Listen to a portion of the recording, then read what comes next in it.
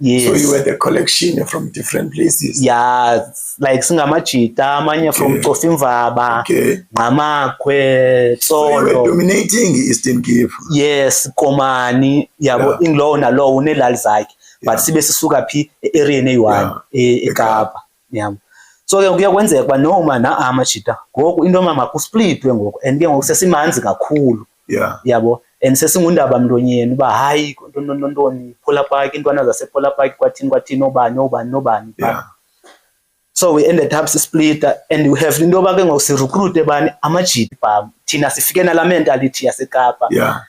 uCarisbam ungena license yaso uyayazi uba unalantu ba anytime city time yabo umzekelo akho polisa lizandigada mina isibhamu sami masibe kum yabo so sifizena la mentality yalapha eKapa yabo and most of the time ke ngoku thina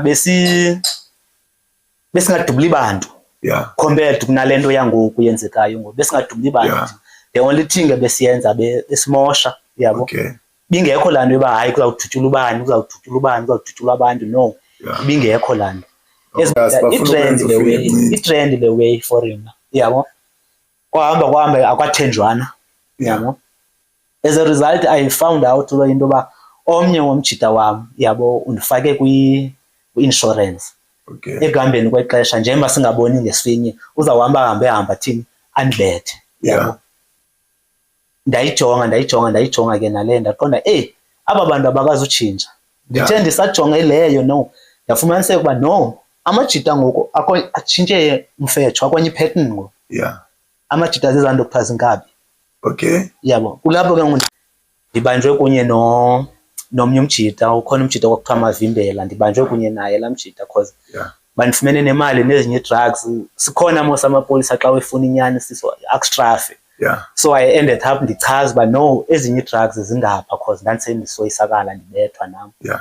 So kwakubanjwa kwam kuye kwandifundisa something ba I wonder ndizawuphelela phi ngalento yokubanjwa kwam.